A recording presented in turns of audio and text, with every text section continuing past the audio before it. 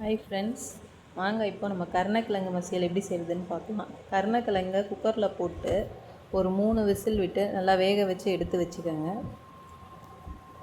அதுக்கப்புறம் ஒரு கடாயில் எண்ணெய் கொஞ்சம் அதிகமாக தேவைப்படும். இதுக்கு கொஞ்சம் அதிகமாக எண்ணெய் ஊற்றி கடுகு, உளுந்து, வெங்காயம், கருவேப்பிலை, பச்சை மிளகா தான் காரம்.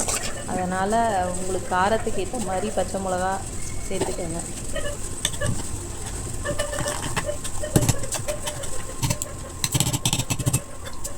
கடுகு, உளுந்து நல்லா பொரிஞ்ச உடனே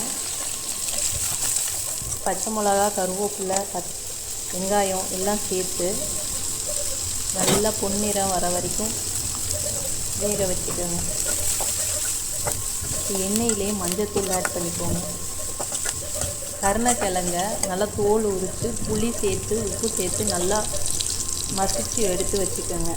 இந்த வெங்காயம் நல்லா ஆயிலே, வெங்காயம், பச்சை மிளகா, கருவேப்பிலை எல்லாம் நல்லா ஆயிலே வெந்த பிறகு இந்த கருணக்கிழங்க அதில் கொட்டி ஆட் பண்ணிக்கோங்க.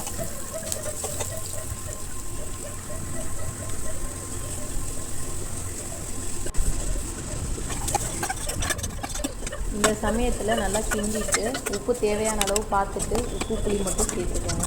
இதை சிம்மில் வச்சு நல்லா கிண்டிகிட்டே இருங்க. அந்த தண்ணி சத்து நல்லா வற்றணும். வற்றின பிறகு உங்களுக்கு எண்ணெய் பிரிஞ்சு லேசாக உங்களுக்கு சைடில் வரும். இப்போ தான் இது ரெடி ஆகிடுச்சுன்னு அர்த்தம். அது வரைக்கும் நல்லா சிம்மில் வச்சு மிக்ஸ் பண்ணிகிட்டே இருங்க. அந்த தண்ணி சத்து வற்றுற வரைக்கும் நல்லா சுருண்டு வரும், சட்டியில் ஒட்டாமல். இப்போ தான் நம்மளுக்கு அது ரெடி ஆகிடுச்சுன்னு அர்த்தம்.